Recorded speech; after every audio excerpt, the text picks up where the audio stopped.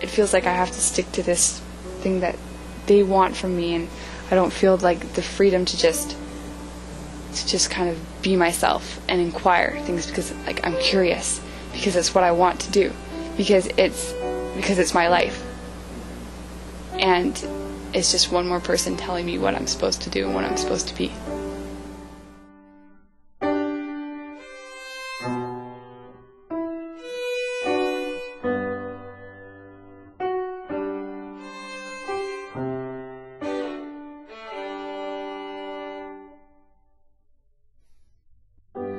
You go in, they would teach a lesson and they would give you homework to do, and if you didn't understand it, you would usually have the option to talking to a teacher, but sometimes that was hard. But they basically just sit you down and expect everyone to follow along and stay focused, but sometimes it's hard when you're not understanding. Usually we come in at the bell and we sit down, sort of talk or whatever, and then we have a quiz, so she puts the quiz up after everyone's quiet, up on the overhead, and it's like they're crazy writing that's sometimes hard to read, and they put up like 4 or 5 questions, and I don't know, we're just supposed to do it, and then after we mark each other's work, and then I don't know, and then we all hand it in. And then after we have a lesson, and usually people are talking, probably including myself, but I find with the lessons it's really hard to pay attention, and it's just really, really, really boring. Like, you try to pay attention for a few minutes, and then automatically your brain's just going off, because it's not like you're doodling on your page, or you're playing with something, or you're talking, or like you're getting caught up in someone else's conversation, and it's just really not interesting. And then after we do like 20 minutes of our work, and then we get some sheets, and then basically they're drills, and then we do whatever, we do as much as we can, and then we have the rest for homework. In a typical math class, we have to get there on time, dead on. If we don't, she locks the door. That's another humiliating thing. You knock and you're just left out there. But if you get on the class on time and there's a pop quiz or whatever, you sit down and you write it, and usually there's a pop quiz like every 3 days, so it's not like it's a surprise because it's expected. But she'll come in and she'll lock the door behind her and say, here's what you have to do, and so we'll sit down and we'll write it. And on the days that she doesn't give pop quizzes, we do ordinary lessons, and she'll assign something at the end of the day, and we'll just go home after that and work on it. But during the class, it's just the lesson, and I sit, as you know, near the window. So my math class incorporates a lot of me looking at the trees. Well, once we actually got down to doing anything, which would take quite a long time, because of course there's a lot of discipline to deal with for the first little while. It wasn't a classroom, so we didn't actually have a blackboard. We were given things to write on a piece of paper, so we would write down certain questions, and then we'd be given a certain length of time to do them, or he would just reel things off, and then we had to answer orally. He would pick people, so basically put people on the spot, I guess, so they could see if you were paying attention. And I really remember it as being a class where we didn't do a lot of learning, but it was a lot of discipline and sort of I just felt like he was finding ways to, I'm not really sure how to answer this. The feeling I have about that class when I look back on it was just one that people were being picked on, and that was a quizzes every single day in math for the most part. So I guess it's testing where you are, but when you're not grasping any concepts, it's just kind of pointless.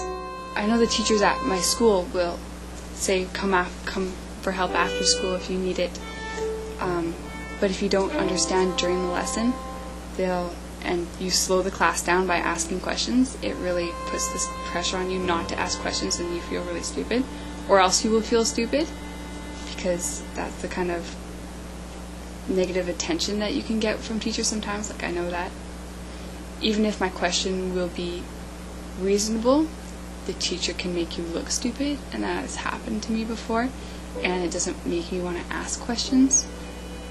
So I guess that part of it would not be fun, because in elementary school you could ask as many questions as you want, I guess, because it was just, you were young and you were learning. But it's like, if you ask a stupid question, or a question that you don't know is stupid, they'll not go to the point of making fun of you, but it'll be subtle enough that everyone understands that they're trying to get under your skin. So she basically would tell me that I was stupid when I didn't understand things, and I was a slower learner. There's different parts where I'm stronger and weaker, and so in the places where I was weaker, she wasn't as patient and comforting in that way, and I felt stupid whenever I asked questions. And so even now on report cards it says that I need to ask more questions, but I really don't feel comfortable, especially if there's a group when you're in high school and there's a group of 30 other students who all understand, yet half of them probably don't understand, but you feel as though you're the only one who doesn't understand, and so it really doesn't drive you to ask questions. A lot of it was to do with maintaining us and just finding places for those people who were having challenges. I don't know. It's just frustrating when you are always wrong, and sometimes you just want to have the right answers, and so you don't always want to be blurting out the wrong answers or always asking questions, and I don't know. I think it's mostly a personal sort of thing. I'm usually one to participate, but sometimes when you feel that you can't do it or you're incompetent, then it doesn't make you want to participate. But it's just sad because the people who are dropping out are just regular people. They just learn a different way, and I'm really convinced of that they're not stupid. They just learn in a different way, and the fact that they're being forced to learn in a completely different way. It's like someone who's right-handed being forced to write left-handed all the time, and people always thinking that they're so stupid because they can't write with their left hand, and everyone else is left-handed around them, and their writing's sloppy, and it would get really frustrating to someone. And so I think that's the reason that she dropped out, because it was just too hard. I think that's too bad, because there are a lot of people that have lots and lots of things to offer who are being inhibited by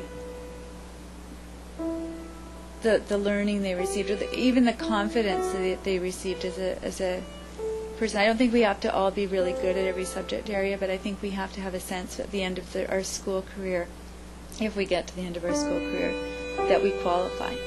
Actually, when my dad taught me, we made the whole classroom into a city, and so each of the subjects were based on the city. And so for social studies, we'd work on the map of the city and all the different things that were happening, and then for English we'd write letters, and we'd have mailboxes, and everything was tied into the city. And so we had this cube factory, and so math was based around this cube factory, and it didn't feel like math, it just felt like we were playing.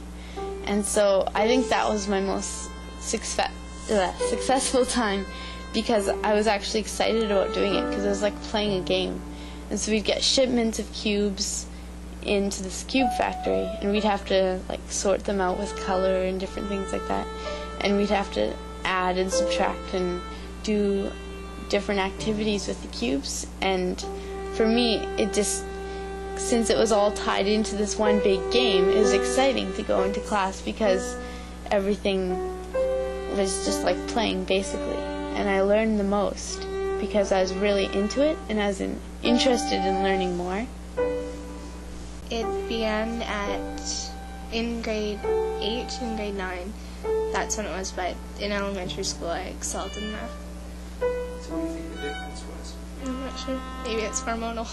It's a bit different though, because in high school teachers are sort of teaching the whole class, and when you're in elementary school they're more interested in the individual student.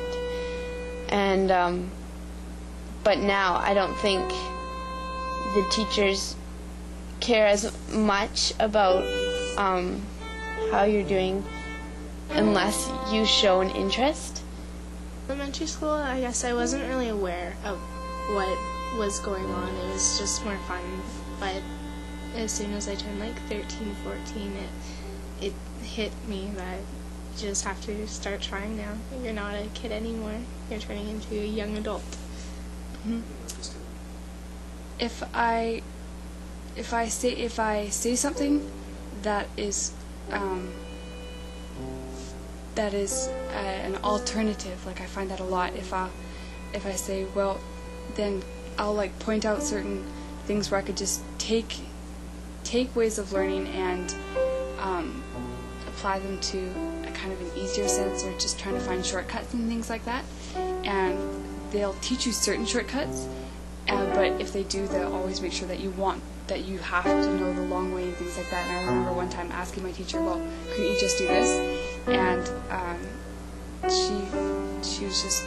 she glared at me, and she just said, well, you can do that, yes, but you won't pass this course if you do it that way, because I won't mark it right on the test if you write it out that way. And I was like, I don't understand when people say things like that, because if you're still understanding it, and if you're getting from point A to point B, then that shouldn't be a problem. I think there's probably a lot more pressure. Just being in grade 8, you're in high school now, you have to crack down and just going with all of your other courses, and there's some that you don't want to focus on. It was just, I guess math was one that I didn't want to focus on, and it caught up to me. I quit high school in grade 11, and I think there are lots of reasons for that, but I just believe that there are certain things that happen even at the beginning of my junior high experience that gave teachers the impression that I wasn't there to learn, and a lot of that was predicated on information that they'd gathered through, not so much through my marks, but through the family that I came from, or the fact that my brothers were not necessarily serious about school. So a lot of it had to do with a context that they were sort of seeing me in as a student, and I just always had that sense that I wasn't really going to be successful no matter which way it went. So that had been growing and growing and growing until I got to grade 11, and I think it was pretty much affirmed in grade 11 that I wasn't going to be successful in any area of academics, even areas that I was interested in. My most negative experience would probably be this year in grade 10 math, which I didn't actually complete. I have friends that drive themselves nuts over their grade. I have friends that just kind of give up because they can't, so they just kind of think of it as a whatever. If I get it, I get it. If I don't, I don't.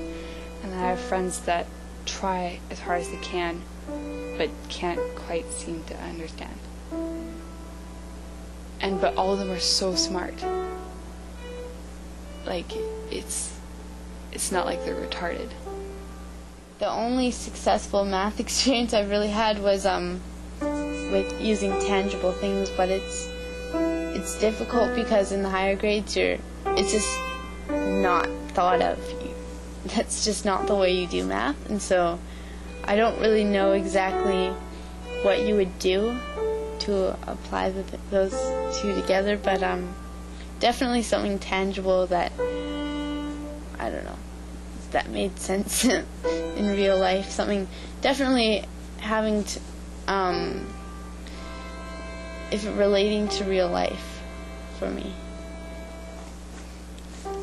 The only relevance is the fact that it's part of a requirement for a high school diploma. There's nothing else. When they talk about calculating percent and GST and stuff like that. Great, we know that, but there's nothing else. Like, we're learning all this stuff in math right now that I've actually asked the teacher straight out, when are we going to use this? And she said, you probably won't. Most definitely you won't, unless you want to go on to be a professor or something like that, or a teacher. Then you will need this information. And so, if people don't want to be students, or not students, professors or teachers, should they be made to learn this? I wish there was a math class where everything in it was practical application. And also, a lot of people will go home and their parents don't know how to do it. And so they're like, if my parents forget, and my brothers and sisters forget, and they just graduated, then don't you think I'm going to forget all this stuff? And like, what's the point of learning it? Well, I would take the paradigm that is, I think that is in place still in the school system from what I've seen from my own kids' experience, where it's, basically, trust me, this is going to help you in the end, and this is the way that we need to do it in order to have a certain outcome. I think that's one of the hugest questions that everyone always brings up.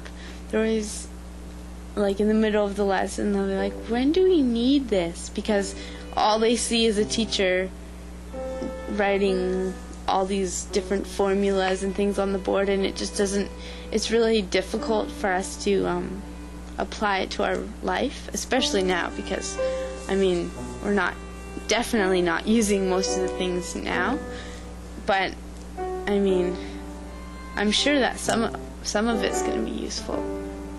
So the marks are posted usually once every 3 weeks afterwards.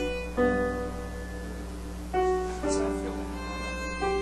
It's frustrating because I'm thinking to myself, I'm coming to the class every single day, I'm doing all the work, I'm taking all the tests. Why am I so low compared to all of the other students in the classroom?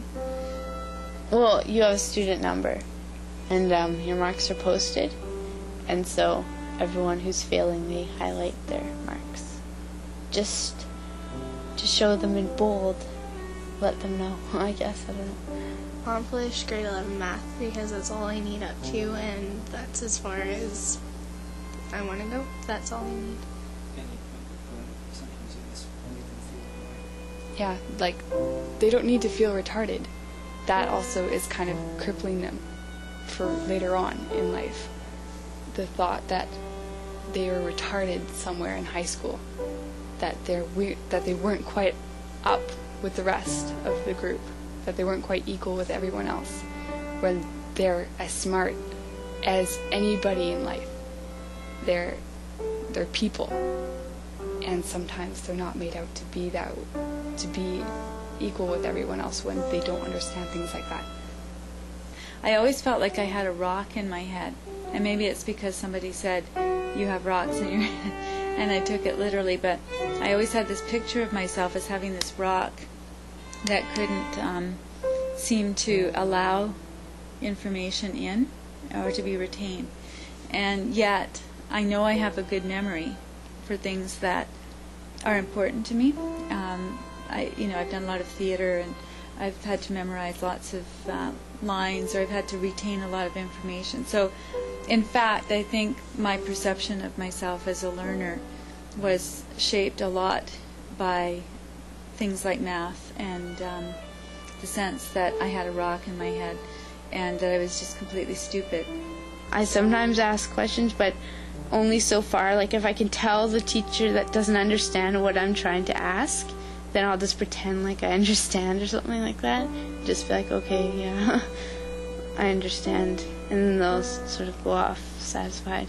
I don't think math should be mandatory for all people to take past grade 10, actually, because I just think a lot of people do not, more people think with their right brain opposed to their left brain, and you just have to understand that, and it's hard for a lot of kids. And so I think that it really makes, I think particularly for women, sometimes that lack of confidence in math can lead to a lack of confidence in so many different areas, where they just go, well, this would be the realm of somebody who is confident in with these skills. And I think that even the brilliant minds of today, of our generation, are being harnessed and kind of crippled. I find it interesting in the university environment because it says that education is a right. And I do feel that education is a right in our society, and yet it's only a right for those people who seem to be able to fit into the paradigm of education that's being offered right now. We have rules at the beginning that says no artwork in your books at all. And I find that difficult because you actually lose marks if you're drawing on your page, and I can't even help it. Like, I just automatically do that.